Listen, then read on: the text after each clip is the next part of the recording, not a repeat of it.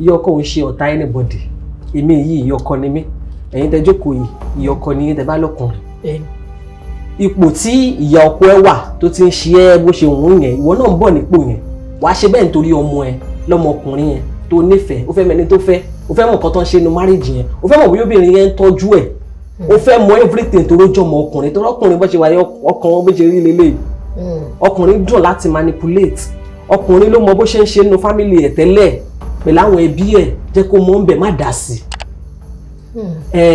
ìyàwó mi mọ́mì mi mú fún wọn 25 million imagine wọ́n ti ná tán wọ́n ti run gbogbo business wọ́n ti ṣe kíníkan gbogbo orí àwa obìnrin máa tan nọ́lẹ̀ ní ìróbìnrin tó máa sọ yẹn fún torí ẹ̀ ò ní tan nọ́lẹ̀ sọ fún pé kò sí èyí tó kún ẹ̀ ń bẹ̀ ọkọ mi màmá fún mi ìyá ẹ̀ ni ó ti mọ̀ yé ẹ̀ kó tó mọ̀ mi ẹ̀ lọ sẹ́tù ẹ̀ ẹ̀gbọ́n mi kan mo fún wọn lówó wọn títí wá béèrè lọ́bẹ̀ ẹ̀gbọ́n ẹ̀ sọ má sọ àwọn nǹkan tó ń ṣẹlẹ̀ nínú àwọn ẹbí yín fún mi èmi náà orí mi máa tan nọ́lẹ̀ ni màá bínú kò dẹ̀ sí ṣe máa rí wọn tí mi ní bínú sí wọn ìyá ọkọ ẹ̀ ò kì í ṣe ọ̀tá ẹ̀ tó bá fẹ́ enjoy marriage àwọn family ọkọ ẹ̀ wọ́n ń ṣe ọ̀tá ẹ̀ wọ́n lè máa gbógun tì ẹ́ wọ́n lè máa ṣe oríṣiríṣi o lára àwọn sacrifice tá a máa ń nínú marriage nìyẹn wà fi ti késàrí fún késàrí ni kò sí nǹkan téèyàn bá fẹ́ ṣe láyé téèyàn fẹ́ kó yọrí sí i tó ní sacrifice nǹkankan bó tiẹ̀ jẹ́ nǹkan àbí nǹkan méjì tẹ́ bí ọkọ yẹn o ò lè win ní wọn.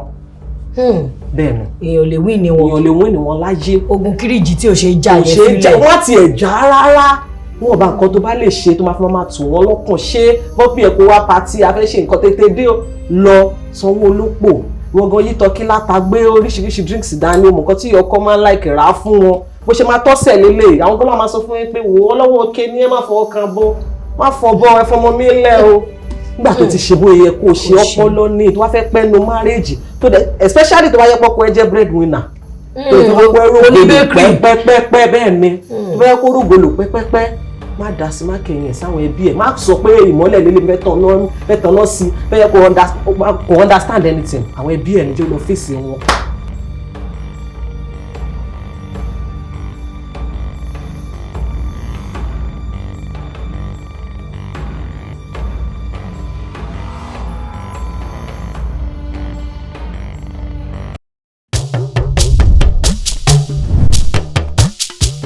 ètò ńlá ti dé ètò bàbá ètò Oyinmomo. ètò ńlá ti dé ètò bàbá ètò sẹ́ Oyinmomo. ẹ pè é kí n gbọ́ná Oyinmomo Oyinmomo Oyinmomo Oyinmomo. ẹ pè é kí n túbọ̀ Oyinmomo Oyinmomo Oyinmomo Oyinmomo.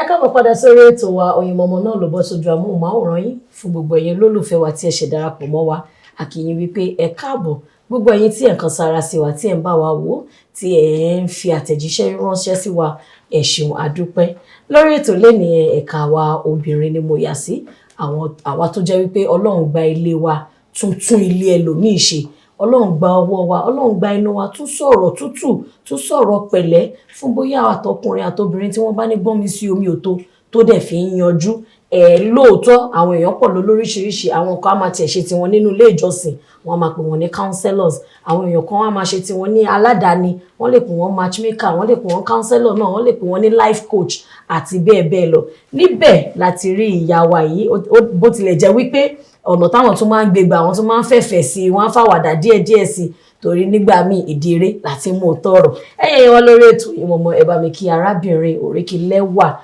aya ọba ni wọn ẹ̀yẹ̀ máa wọrí ibi tí dáàdì wọn jọba sí ẹ̀yìn máa bá wọrí ẹ̀fìn yẹn dẹ̀ ẹ̀yà wa dáadáa Oluwatosin Imoleayo aya Ayọ̀délé tí gbogbo wa mọ ìnagijẹ wọn sí Abbobysneh ní sẹ́ẹ̀ ṣe wà dáadáa. ẹ kọ́kọ́ bá mi káwọn olólùfẹ́ yín wọ́n ti retí yín. ẹ̀yin olólùfẹ́ mi nílé lóko lẹ́yìn òde orúkọ tí tèmi ni Oluwatosin Imoleayo Abbobysneh. ẹ dúró ibo ni Abbobysneh ti jáde ṣé ìnagijẹ street ni àbí bóyá lórí iṣẹ́ tẹ̀ ń ṣe ibo ló ti jáde. lórí street ni kódà gan ọ̀rẹ́ mi ló fún mi ní orúkọ yẹn. kí ló ṣẹlẹ̀ fún wa ní ìtàn ẹ̀ díẹ̀. ok Abbobi tó wà ń bẹ̀ Bobby ní tẹ́lẹ̀ ìgbà yẹn mo wà bọ́stì dáadáa gbogbo ẹ̀ ṣì pọ̀ ó pọ̀ gbà ẹ̀ fún mi ní Bobby ṣẹ́rí ti snare yẹn àṣpàṣe mo jẹ́ number 1 fan Olamide. YBNSneh èèyàn máa lala sneh. Bó ṣe jẹ́ nìyẹn. Mo la ṣe wá kó pọ̀ tó fi wá di Abbobysneh. In tó pọ̀ níjọ́sí tí ibo lọ́wọ́ wọn lọ. Àwọn dáàdì wa ló mú. Kábíyèsí o àṣebàforí adé o pẹ̀lẹ́ ibi tẹ́ bá lè ṣe yìí náà ibi tẹ́ bá dé yìí ó lápẹ̀rẹ̀. Ó dá ẹ wá jẹ́ ká wò kí a so èèyàn pọ̀ kò wọ́pọ̀ nínú iṣẹ́ téèyàn lè sọ pé èèyàn ń ṣe. Àmọ́ kó tó di pé ẹ bẹ̀rẹ̀ sí ní so àwọn èèyàn pọ̀ tọ́lọ́run bẹ̀rẹ̀ sí ní gbà fún yín, ṣé a lè fà sẹ́yìn díẹ̀ láti wo ìgbésí ayé yín, ibo lẹ dàgbà sí, iléèwé wo lẹ lọ, ibo la bí yín sí, ọmọ ìlú wo ni yín, àti pé ṣé o ti náwọn iṣẹ́ kan tẹ́ ti ṣe tẹ́lẹ̀ kó tó wá di pé ẹ fẹsẹ̀ múlẹ̀ nínú ká bá àwọn èèyàn wá lọ́kọláya. Okay. Ọmọ Mushin ni mí. Ọmọ Mushin olóòṣà ẹni bá dalẹ̀ á máa lọ ó sì ẹ ti dáa. Ní pápá Àjàó GRA Mushin. GRA Mushin ni wọ́n bí mi sí. Mo dẹ̀ lọ sí ilé-ìwé Lono primary school yẹn wà ní Bello. Mo lọ sí Àjùmọ̀ní yẹn wà ní Sọ̀lọ̀ Daliko under bridge. Mo ti ọkọ bẹ̀rẹ̀ pẹ̀lú ká máa ṣe tíátà. Mo join ní group kan nígbà tí mo ṣe wà ní Mushin Afghan. Group yẹn àǹtí Àyọ̀ká kan náà tí wọ́n ṣe Yorùbá film àgbéléwò. Àǹtí Dọ̀tun. Àwọn nìkan ni star ta nínú group wọn gbà yẹn. A máa lọ ṣe rehearsal ṣe gbogbo ẹnu mẹ́gbọ́n tó wà ní zone D ní Mushin. Ṣe dáadáa mo tiẹ̀ ṣe tíátà yẹn dáadáa Afghan lórúkọ group wọn gbà yẹn. Lọ National Theatre lọ ṣe gbogbo oríṣiríṣi jó bàtà jó oríṣiríṣi. Báto dẹ̀ ya pop sí mi ní ọ̀nà yìí òun ṣọ̀nà tó lè gbà lórí bó ṣe mẹ́ torí rúmọ̀ táwọn èèyàn máa ń sọ nípa bó ṣe ń ṣe Yorùbá film pé wọ́n máa bára wọn lò wọ́n máa ṣe oríṣiríṣi ṣe gbogbo ẹ̀ tí mo ṣe drop ẹ̀ nìyẹn. Gbọ̀ngbà tí talent èèyàn dẹ̀ ní jẹ́ kí èèyàn sinmi ó rẹ̀ wọ́n pé ọ̀nà mo tún lè gbé gbà yàtọ̀ sí pé kí n bọ́ sí ojú tíátà yẹn gangan òun ni mo ṣe bẹ̀rẹ̀ pẹ̀lú ká máa sọ̀rọ̀ torí mo rí pé tí bá báyàn sọ̀rọ̀ láì báyìí tí báyàn sọ̀rọ̀ wọn ká tá bá jọ jókòó mi ní mo bẹ́ẹ̀ ni ẹ ṣe máa pour out mind ẹ̀ sí mi tèmi náà dẹ̀ rí advice gidi fún wọn tí wọ́n á rí lò tá dẹ̀ ṣe dáadáa fún wọn tí mo yẹ bẹ̀rẹ̀ nìyẹn mi set camera nìyẹn ní 2016. Bẹ́ẹ̀ni ó pọ̀dún mẹ́wàá báyìí. Bẹ́ẹ̀ni àdìbẹ̀rẹ̀ sí ìdá sórí Instagram díẹ̀ bí tẹ̀lé pàdé ní views mi àtàwọn mọ̀lẹ́bí mi lájọ́ ń wò bá tó dẹ̀ ya gbogbo ẹ̀ dẹ́bẹ̀rẹ̀ sí ń ṣe kẹ́mítì dẹ́ni tó sìn fídíò ẹ̀ tó ń ṣe yìí ó tún ní bó ṣe máa gbégbà wá gbégbà báyìí gbogbo ẹ̀ ṣe bẹ̀rẹ̀ sí wọnú ara wọn nìyẹn. Tí matchmaking yẹn mo ti ń ṣe yẹn normally tẹ́lẹ̀ bí obìnrin lélẹ̀ ọkùnrin rẹ̀ ẹ̀ mọ̀ra yín ó dẹ̀ easy fún mi láì gba kọ́bọ̀ ń gbà yẹn ó easy fún mi láti ṣe. Bàtí mo wá rí Uncle Lege lórí Instagram tí mo rí báwọn ṣe ń ṣe tọ́dẹ̀ tún fi pa owó nǹkan tèmi kàn ṣe lọ́fẹ̀ẹ́ yìí èmi náà lè ṣe bí ẹ̀gbọ́n kí n dẹ̀ bẹ̀rẹ̀ sí máa ṣe kó dẹ̀ dówó fún mi òun ni mo ṣe bẹ̀rẹ̀ ti matchmaking yẹn tọ́lọ́ dẹ̀ fàlùbáríkà sí ní UK USA Canada Germany gbogbo ẹ̀ à ń ṣe gbogbo ẹ̀ pọ̀ mọ́ra wọn. So a lè sọ wípé matchmaking yẹn ṣe nǹkan tí a lè fìdí ẹ̀ múlẹ̀ pé nǹkan tó jẹ́ passion yẹn ni àbí experience tẹ́yìn náà ti go through tẹ́yìn fẹ́ káwọn èèyàn go through àbí àtijẹ́ náà ni. Passion mi ni mo love. You love. You're a lover girl. Yes. Mo love kí marriage èèyàn gan fẹ́ wọ́ a máa tún ṣe. Níwọ̀n gbàgbà tí ìfẹ́ bá ti wà ń bẹ̀ ìfẹ́ látún ṣe. Kí ni àwa lè sọ wípé ó gbìyìn kúrò ní acting gangan? Ṣé torí ọ̀rọ̀ tí dáàdì sọ àbí ó ti láwọn nǹkan kan táwọn náà ti rí yàtọ̀ sí pé torí a lè kàn sọ wípé àwọn òbí wa lóòótọ́ wọn nígbàgbọ́ pé gbogbo wọn gbọ́ ṣe àwọn náà gbọ́ ni o. Kò jẹ́ pé wọ́n fojú rí bóyá ẹnìkan tí wọ́n gùn lé lórí o. Àmọ́ ṣé ẹ̀yin ò gbìyànjú láti ẹ̀ ti bá wọn sọ̀rọ̀ láti convince wọn pé dáàdì kò dẹ̀ rí bẹ́ẹ̀ o àwọn kan wà tán decent tọjọ́ ọmọlúàbí níbẹ̀. Bẹ́ẹ̀ni mo bá wọn sọ̀rọ̀ kódà gan mo lẹ́gbọ̀n nínú iṣẹ́ tíátà Ìyábọ̀ Òkò ẹ̀gbọ́n mo sí mi gangan ni wọ́n. MS Ayinde mo sì lè Sansele bọ̀dà Muyideen Sansele àbúrò mo sí mi gangan nìyẹn ẹ̀jẹ̀ ni gbogbo wa báyẹn. So popsi mi ti rí gbogbo àrà tí àwọn náà ti fi tíátà dà àtóríire tó ti ṣe ń bẹ̀ lè ti bá wọn sọ̀rọ̀ báyìí ló ṣe jẹ́ wọ́n ti rí èyí tó dáa níbẹ̀. So ìgbà tí mo dẹ̀ lọ sí location ní láìmọye ìgbàṣà tí n bá dé location máa rí gbogbo stress tó máa ń ṣe gbogbo kò fẹ́ bá mi lára mo bá kan wọ́n á bẹ̀ fún 4 days 5 days mi ò mọ̀ pé bó ṣe rí leléyìí o gbélé tí mo ṣe kí n tó kúrò mo ṣe yẹn eré pa ni ìgbà tí mo dójú ẹ̀ gangan mo kó dà pé máa jọ̀wọ́ ẹ̀ kí n wà níbi tí mo ti motivate yẹn wá òkè but tí n bá rí opportunity díẹ̀ máa ṣe. àwọn èèyàn wá nígbàgbọ́ wípé matchmakers pé middlemen alárinà ẹni tó kọ̀ wá láàrin lásán ni kò ṣe pé nǹkan kan bàbàrà wà ń bẹ̀ ṣó ní nǹkan bàbàrà nínú. ó ní nǹkan bàbàrà nínú. ẹja wo. tí mo ti so àwọn èèyàn pọ̀ tó ń wá láti ìlú òyìnbó wá ṣe wedding bí kò lè ń bí báyìí. lóòótọ́. I swear to God. tí wọ́n dẹ̀ ṣe nìka ìní rẹpẹtẹ bímọ lóríṣiríṣi a lè post testimony wọn sórí social media nítorí privacy ìyẹn ti wà nínú ọ̀rọ̀ wa kó tó di pé mo so wọ́n pọ̀ rárá. so matchmaking ó ń bí nǹkan tó dáa ó ń bí nǹkan tó rere ẹni tó bá nígbàgbọ́ nínú ẹ̀. okay so ṣé àwa rí nísìtẹ̀ fún one testimony ṣàti wá rí dà ẹ̀ pé ó dá o mo dẹ̀ wá matchmaking wọn o ọlọ́run dẹ̀ ní lẹ́yìn pé wọn fọlọ́pàá gbé mi to God be the glory ṣàrí yìí tó ti dàrú tẹ́yìn gan tún gbìyànjú láti túntò tí ó dẹ̀ wá bọ̀ sí. lánàá ìgan ni.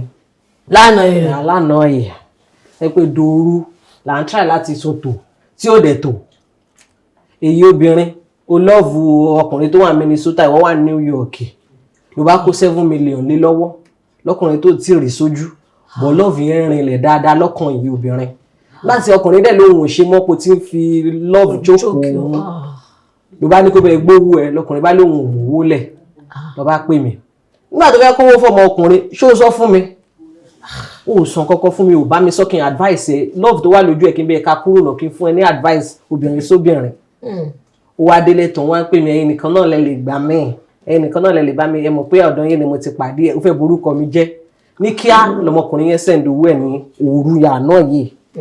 nígbà tẹ́ dá sí. nígbà tí mo dá sí. so ẹ ní láti pe ọmọkùnrin yẹn pé ó ti pè mí o.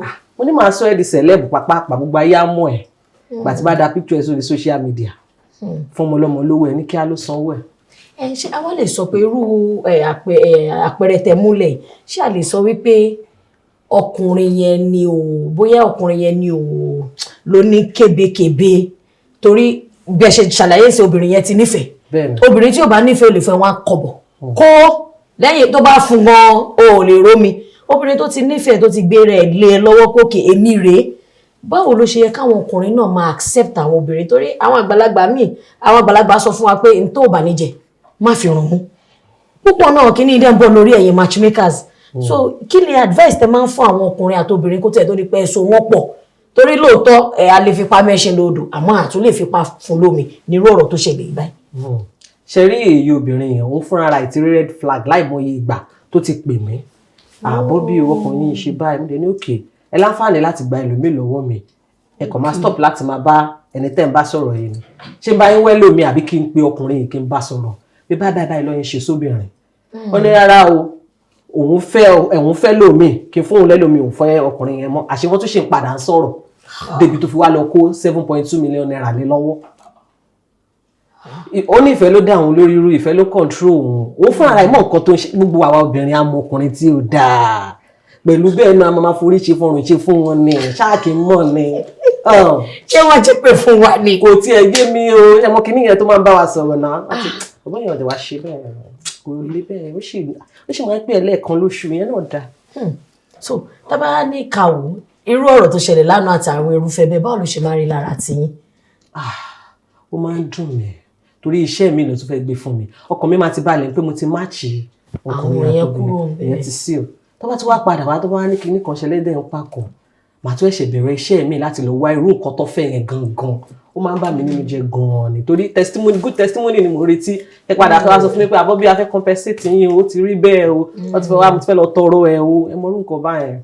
àmọ́ kó tó di pé wọ́n bẹ̀rẹ̀ ṣe wọ́n máa ń fìlì fọ́ọ̀mù àbí oníbẹ̀ ṣe máa ń mọ̀ wọ́n dáadáa títí kan even medicals ṣe ọ̀pẹ gbogbo àwọn kìíní náà làwọn yẹn máa sọ pé ó bẹ́tà ká ti Monday 1 jù kó wá dìde 200 ká ṣe wá máa sọ lọ ṣó máa ní àwọn fọ́ọ̀mù tó máa ń fi ìṣolówó tó ń san àti pé ṣé matchmaking gan ṣó pé ṣolówó lórí tó bẹ́ẹ̀ bí a ṣe ń rí.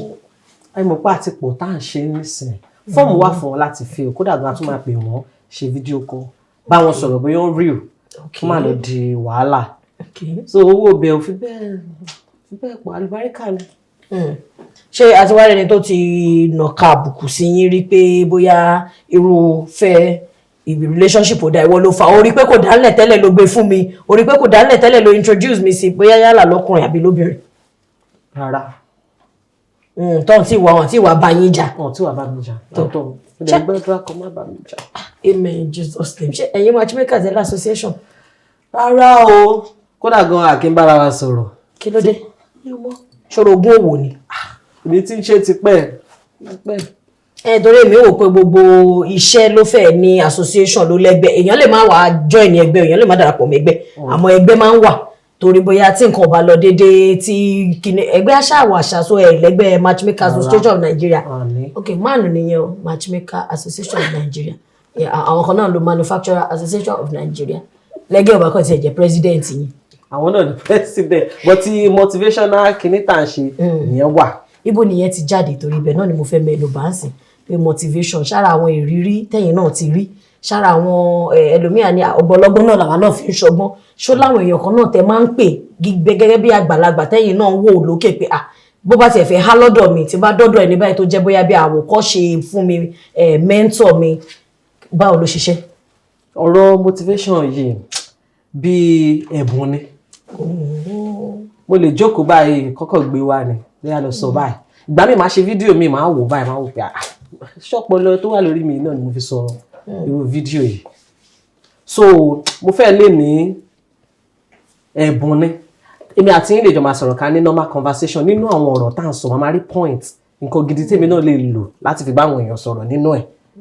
Láti bẹ̀ lọ kò ṣe pé bí ọ̀kan wà tá à ń pè mo wà mẹ́lòmíì ò bọ èmi o kò sẹ́lòmí ẹnìkankan tèmi ń pè ẹjọ́ báyìí. Normally àsọmọ mo ṣe ó wà ńlẹ̀ experience dẹ̀ yàpá. Ọgbọ́n lọ́gbọ́n pọ̀ ènìyàn àti rí lóríṣiríṣi lójúlé sójúlé. Dáadáa yàpá.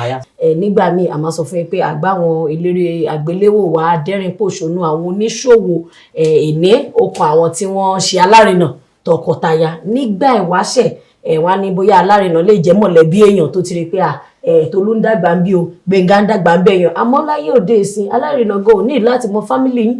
Ọlọ́run kò fún àwọn kan ní ẹ̀bùn pé wọ́n sọ Ọlọ́run dẹ̀ ń gbà fún wọn. Ó ní Abbobysneh gbogbo wa la mọ̀ wọn bí ẹni mo àmọ́ dáadáa púpọ̀ ní wa gan ti gba advice lẹ́nu wọn táàrí wọn rí, àmọ́ inú mi dùn pé aláǹfààní láti gbé wọn wá sí orí ètò lẹ́ni. Ṣé àwa lè sọ pé ó ní nǹkan kan tẹ́ kábàámọ̀ regret pé bóyá matchmake èèyàn àbẹ̀ fúnyàn ládvice bóyá ó yíwọ́? Èèyàn lè fúnyàn ládvice o kó wá dọ́dọ̀ onítọ̀hún kó wá twist kó wá padà kí wá wò pé ẹni gba advice mi dẹ̀lẹ́ ní ìtẹ́kọ̀ọ́ tó yíwọ́, ṣé irú ẹ̀ wà? Kò tí ṣẹlẹ̀ mi fúnra mi ládvice tó yíwọ́ ara mi fúnra mi. Bẹ́ẹ̀ni. Advice ara yóò dẹ̀ yíwọ́. Ó yíwọ́ tí mo lose account mi lórí Instagram, Facebook, WhatsApp. Lóòótọ́. I swear. Kí ló advice tẹ fúnra yín? Lórí ọ̀rọ̀ bá ṣe ń ṣe motivational àwọn kan wà náà tájọ́ ń ṣiṣẹ́ yìí. Okay. Tí competition dẹ̀ pọ̀. Àwọn kan wà tó tiẹ̀ jẹ́ kájọ súnmọ́ra wa rárá. Ó ní àwọn kan tí mo súnmọ́ pé normal ká ṣe collabo kí gbogbo ẹ̀ wọnú ara wọn kí iṣẹ́ yá ni. Tó dẹ̀ fa bí mo ṣe lose Instagram page, Facebook tí mo ń sunkún gidi. Facebook, WhatsApp. Nígbà tí ṣiṣẹ́ nìyẹn. Kó lọ ṣàánú. Àìṣẹ́ pick up padà ni. Matchmaking ẹni okùn Ọlọ́run ń ṣe kò ṣe pé ẹ̀ ń bíìlì pé ókè o tí máa fún yín níyàwó iye báyìí ní kí ẹ má ti lọ gbowó wàhálà. Ṣé wàá ní àwọn òwò míì tẹ̀ fi ń gbalẹ́gbẹ̀ẹ́ tó fi ń jẹ́ kó gún régé àbí láti ọ̀dọ̀ gẹ́gẹ́ bí aya ọba lẹ̀ ṣe ń fẹ́ là? Mo ní iṣẹ́ mi tí mo fi ń gbáǹdì, mo ní wine store tí mo ti ń ta wholesale wine. Tẹ̀tẹ̀ta wholesale wine tó ó dà. Kí ni a lè sọ wípé bóyá ó lè ṣẹlẹ̀? Ṣé ẹ ti rí pé iṣẹ́ yìí tó bá yá mo máa filẹ̀ o because iṣẹ́ táwọn Nàìjíríà ṣe ń bá lọ yìí nǹkan máa lọ kó bá yàn kéèyàn rọra fi wọ́n lẹ̀ kan tó ní is you that make me meet woman beater, is you that make me meet ritualist. Ṣé ẹ ti rí àwọn irú àríṣà ọ̀rọ̀ bẹ́ẹ̀ yẹn rí tẹ́ máa fi pé máa fi iṣẹ́ ilẹ̀ ẹ fi wọ́n lẹ̀? Bẹ́ẹ̀ni especially iṣẹ́ matchmaking yìí Nigeria match le gan gbogbo alamobílù wa ṣe le. Wọ́n lọ fún yàn ní kankan wá lọ oríṣiríṣi fúnra wọn ànírésù ó mo ṣẹ̀ tí kì í ṣe rárá. Wọ́n bá ta sí mi alpha Nigeria kìíní kan mú mi ṣe. Matchmake Nigerians? No, mo máa ń ṣe. Okay. Lẹ́ni tí mo bá mọ̀ pé mo mọ̀ dáadáa. mo pé ó lè jẹ́ Instagram náà láti mo ra àbọ̀ mo sì mú ẹ́ níwọ̀nba ni mo lè match ní Nàìjíríà lára gbogbo iṣẹ́ tó wù mí kí n filẹ̀ matchmaking yẹn ẹ̀rù ẹ̀ máa ń bà mí kí n tó match èèyàn máa gbàdúrà ìwọ Ọlọ́run má dẹ̀ ṣiṣẹ́ o má jẹ́ kọ́rọ̀ matchmaking gbé mi dọ́gba ẹ̀wọ̀n torí ọ̀rọ̀ matchmaking ó le. ẹ jẹ́ àwọ̀ líle bẹ̀.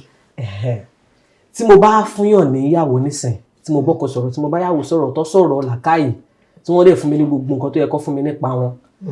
tí obìnrin bá rọ́kùnrin tọkùnrin bá lù pa tó bá gbàgbé lọ wáyé kọ́ná kí ni mo fẹ́ ṣe.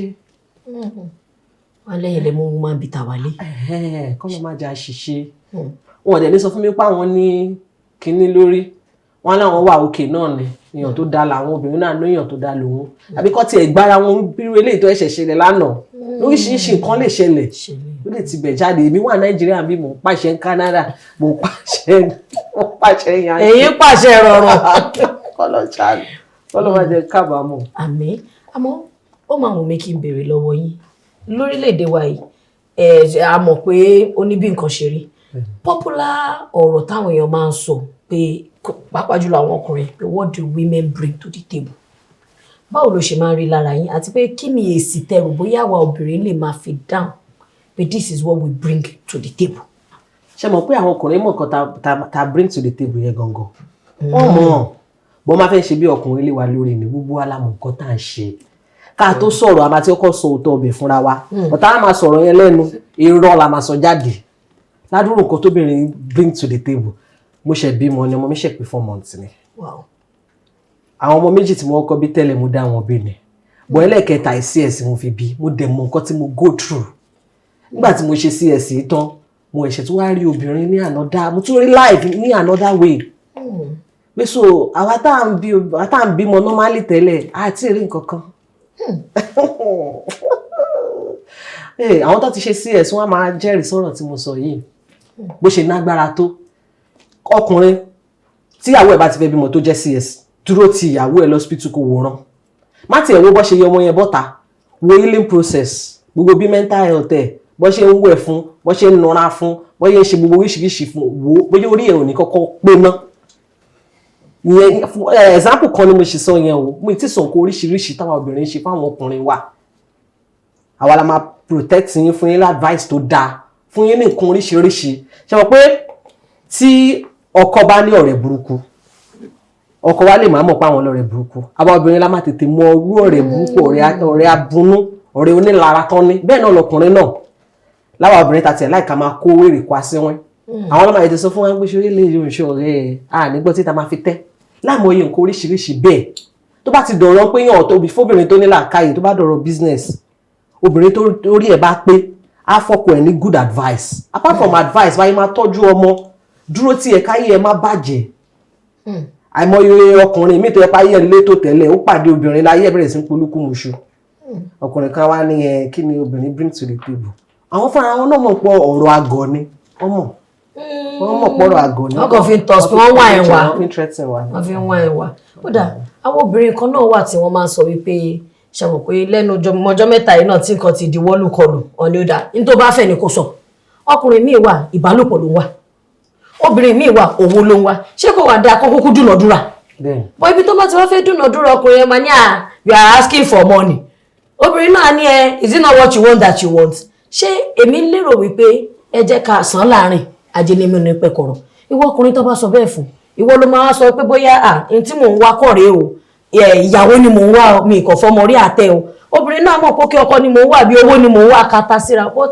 a máa mix ẹ̀ up obìnrin náà máa fi style parọ́ bíi pé mo love ẹ̀ láti kọ́ máa fi yin jẹ ọkùnrin náà máa ṣe bíi pé baby I'll do the word for you bẹ́ẹ̀ ò dẹ̀ fẹ́ enter the place ni so gẹ́gẹ́ bí matchmaker bẹ́ẹ̀ gẹ́gẹ́ bí counselor kí lẹ lérò ipò yẹ kọkùnrin àti obìnrin kọ́kọ́ prioritize tó bá ń wá anything ẹ má kàn jẹ́ ká sọ pé relationship kọ̀sẹ́ lómi ò wá relationship ó kàn wá làlà fúkú làlà pé kákọ́jọ́ máa wọlé kájọ́ máa jáde so báwo ló ṣe yẹ ká ṣe máa put forward ká ṣe máa gbé ìgbésẹ̀ láti rí nǹkan tá a bá ń wá tí ó dẹ̀ ní fàjà. ok ṣe mọ̀ pé àwọn ọkùnrin wa yìí tó bá rí obìnrin wọ́n lè ọkọ ní lọ́kàn pé obìnrin yìí mú kàn fẹ́ jẹ́ ní kí n sá lọ wọ́n lè wá wo ọbẹ̀ tán kán wá rí bóbìnrin yẹn ṣe rí bó ṣe dá tó wọ́n tún wá rí in another way pé àwọn ojú tí mo fi ń wo obìnrin yìí tẹ́lẹ̀ kan lélẹ̀ yìí o ọ̀tọ̀ lẹ́ni tí mo pàdé yìí o kọ́ wá change mind wọn láti wò pé àwọn fẹ́ fẹ́ sílé pé kájọ bára wa sọ́ọ̀sì pé ya èmi fẹ́ máa tọ́jú ẹ ní friends with benefits a lè bẹ̀rẹ̀ relationship yẹn báyìí kó tí ń pa máa fẹ́ra wa láti bẹ̀rẹ̀ tá ti ọkọ̀ jọ sọ̀rọ̀ yá kí ni ìwọ fẹ́ kí lèmi fẹ́ mo lè sọ fún ẹ pé mo fẹ́ fẹ́ padà kó di létà kí n má fẹ́ ẹ ó ti yé yín báyìí.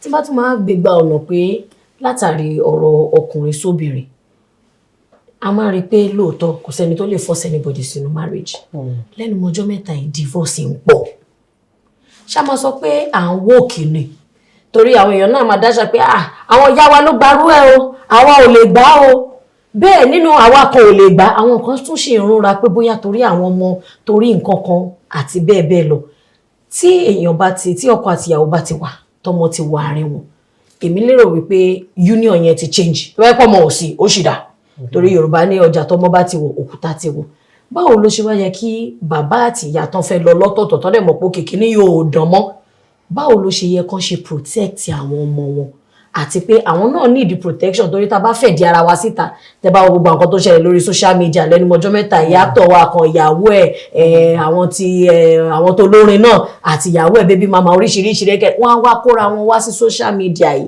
tá a dẹ̀ mọ̀ pé the internet never forgets báwo ló ṣe yẹ ká ṣe máa wùwà ṣé ó lá advice tẹ̀lé fún wa gẹ́gẹ́ bí matchmaker gẹ́gẹ́ bí counselor kí ó dáa ìjà máa wáyé o àmọ́ ọ̀nà báyìí la lè gbà. Okay.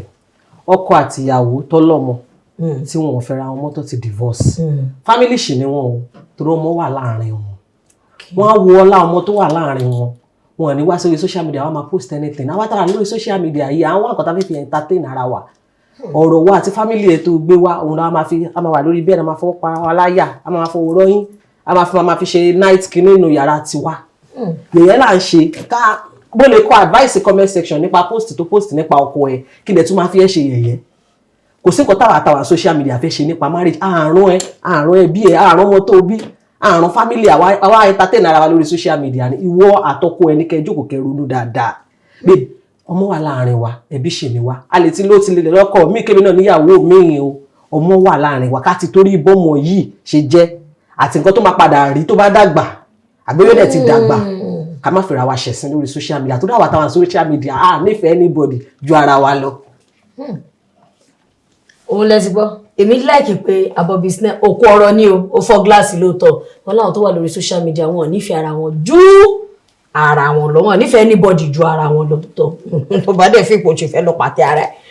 tó ìbéèrè mẹ́ta wà ní bíbá ẹ̀ka ìbéèrè mẹ́ta wà níbí ẹ̀ka kan yà sí iṣẹ́ àbáláyé ẹ̀ka kejì yà sí oúnjẹ ẹ̀ka kẹta yà sí ìlú ẹmú kan nínú ẹ̀ka mẹ́tẹ̀ẹ̀ta yìí níbẹ̀ ni ìbéèrè yẹn àti wá. oúnjẹ ó dà ẹ fi ẹnu ṣe oúnjẹ mẹ́ta tí àwa ọmọlẹ̀ káàárọ̀ oòjíire tí à ń jẹ. oúnjẹ táwa Yorùbá àwa náà ló ń pè lọ́mọ káàárọ̀ oòjíire ẹ fẹnu ṣe oúnjẹ mẹ́ta tá à ń jẹ. ok ṣé mo lè fi ráìsì sí ṣáwa nìkan là ń jẹ ráìsì tó jẹ́ tiwa gangan. àmàlà. ó dáa ẹ fún wa process yẹn. tá bá gbómi kaná tí èlùbọ́ ti wà ńlẹ̀ tómi yẹn ṣe ń hó abu díẹ̀ kúrò ń bẹ̀ adé èlùbọ́ sí a rò dáadáa tí ó bá tó a máa bu èlùbọ́ kun pẹ̀lú omi gbóná díẹ̀ tá a ṣẹ́kù yẹn a tún máa fi rò a máa rò dáadáa ló bá jiná. Bẹ́ẹ̀ náà ni wọ́n èdè wọ́n ẹ̀ fomi kún wọ́n wá dé. mo sọ bẹ́ẹ̀ múdà ṣe máa fomi kún pẹ̀lú èlùbọ́ díẹ̀ sí. ó dà mo fún yín ní half mark ó dé ní ìkejì ńkọ́.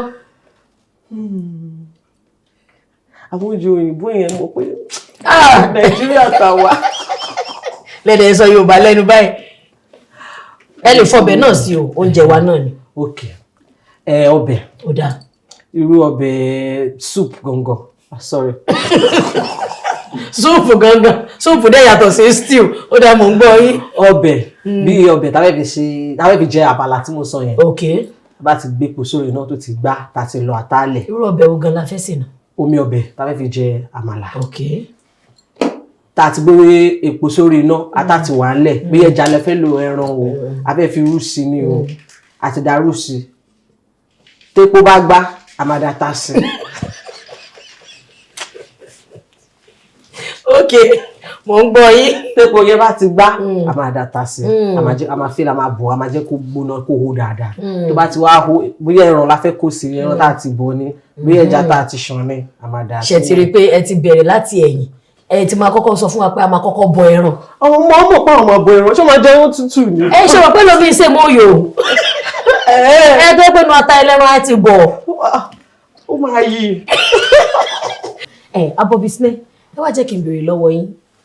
Social media ó ti jẹ́ kí ẹ di ìlú mọ̀ọ́ká ìyẹn ẹ̀rọ ayélujára. Ǹjẹ́ social media ti gbé yín pàdé àwọn alágàbàgebè ènìyàn tí wọ́n máa parọ́ láti bóyá láti wá mọ̀yàn látọ̀dọ̀ yín tí wọ́n dẹ̀ máa ṣe nǹkan tó wù wọ́n, ẹlòmíì onírọ́, ẹlòmíì kò tiẹ̀ nǹkan tó sọ pé òun jẹ́ kò jẹ́ bẹ́ẹ̀ tó dẹ̀ máa fíìlì fún ọmọ lè kódà married man gan lè lọ́wọ́ married I never know woman in my life tẹ̀dẹ̀ máa padà find out. Báwo lẹ ṣe máa ń treat irú àwọn client ẹ̀ ṣe máa ń fọlọ́pàá gbé wọn ni pé ó parọ́ fẹ́ bà tèmi jẹ́ àbí báwo lẹ ṣe máa ń ṣètò ẹ̀?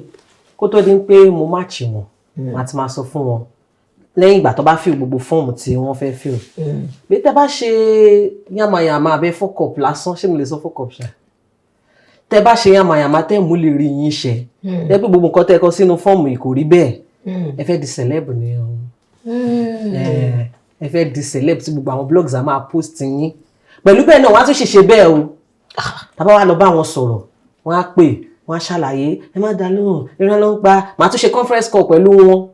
Pẹ̀lú gbogbo wàhálà tí máa ṣe lórí pé láti mọ̀ bóyá láti lè kìlọ̀ fún wọn bí kò má ṣe rú ẹ̀ mọ̀, wọ́n á tún padà lọ máa fẹ́ra wọn lọ́nà.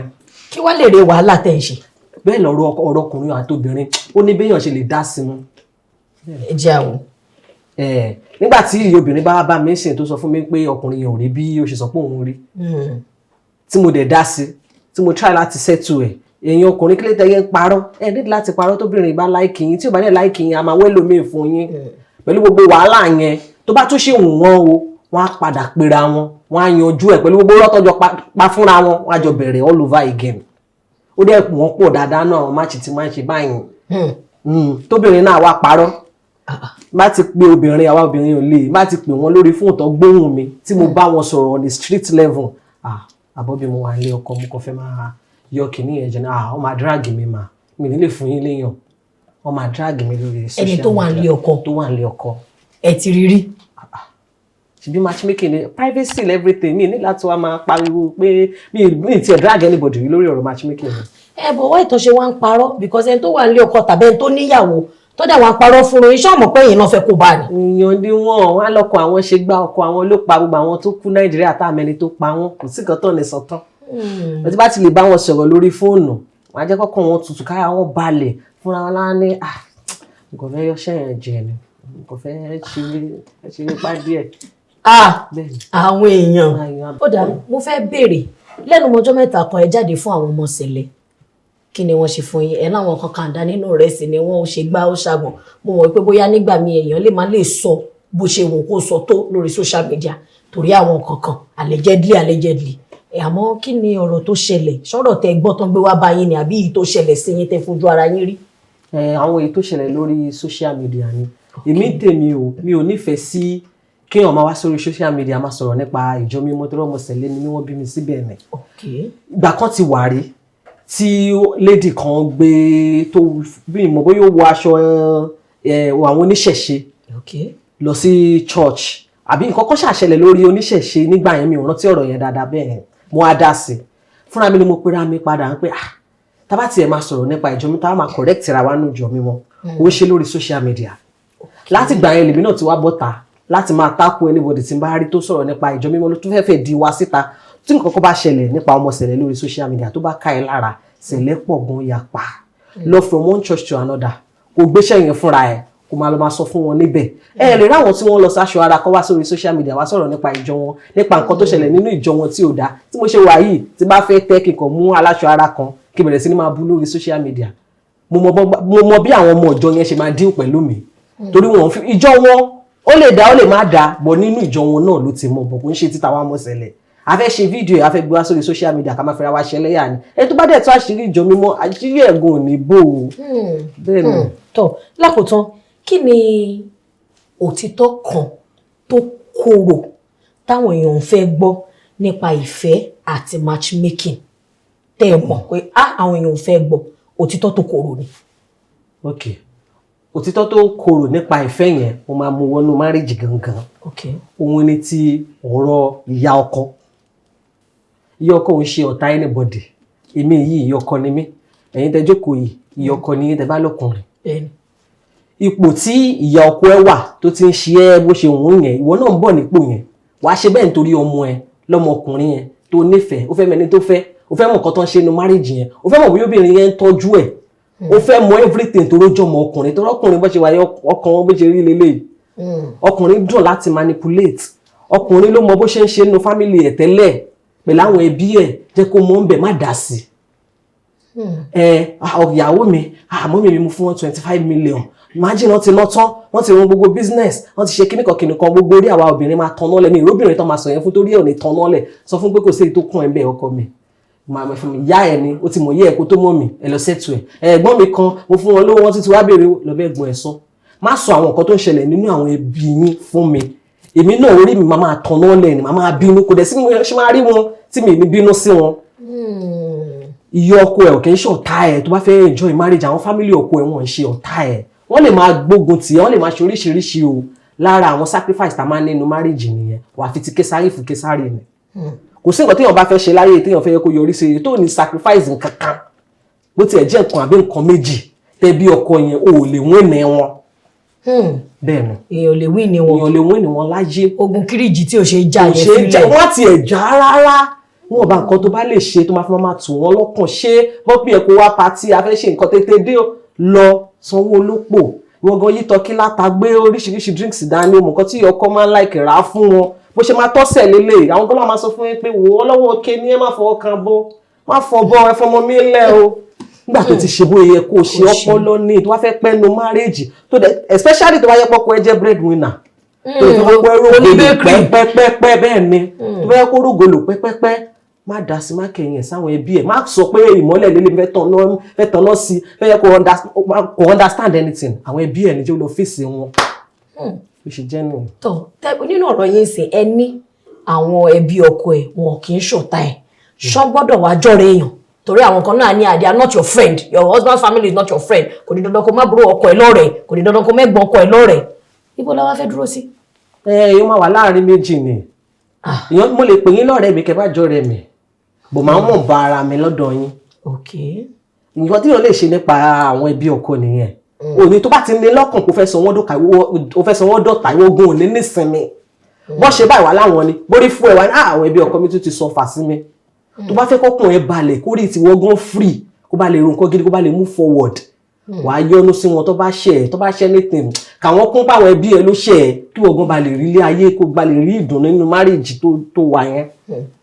lákòótán ní pátápátá ṣe àrí ọ̀rọ̀ ìmọ̀ràn àbí ọ̀rọ̀ ìyànjú fún àwọn tí wọ́n fẹ́ wọnú iṣẹ́ yìí àti pé ẹ̀yin tẹ́tí wà lẹ́nu ẹ̀ torí nínú ọ̀rọ̀ yẹn ní competition pọ̀ ṣé competition lórí customer ni àbí competition lórí nǹkan tá a ṣe àbí competition lórí àwọn irú àwọn èèyàn tá a matchmake báwo la tún ṣe lè jọ ní ìbáṣepọ̀ tó máa dán mọ́rán tá a dẹ̀ ní ríra wa gẹ́gẹ́ bí competitors àbí gẹ́gẹ́ bí ọ̀tá ara wa àbí à ní ríra wa gẹ́gẹ́ bí pé alórogún òwò láàrin ara wa.